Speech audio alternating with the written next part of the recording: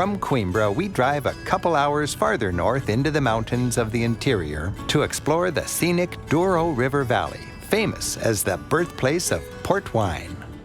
The Douro River's steep and twisting valleys, laboriously terraced over the centuries, are ideal for growing grapes.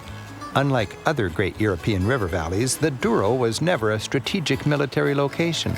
So, rather than castles and palaces, you'll see farms and vineyards, almost all dedicated to the production of port, the region's beloved fortified wine.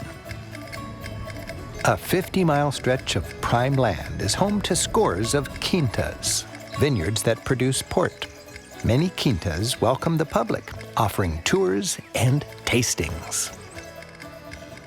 Visiting a family like this, we enjoy a peek at local life. It's spring, and the workers are busy taming the fresh growth. In their cellar, the sister, who runs the vineyard, explains how this is just the first stage of a very long process. Tasting the family's finest port, surrounded by their vines, I enjoy yet another chance to appreciate the pride of artisans, so passionate about their traditions and craft.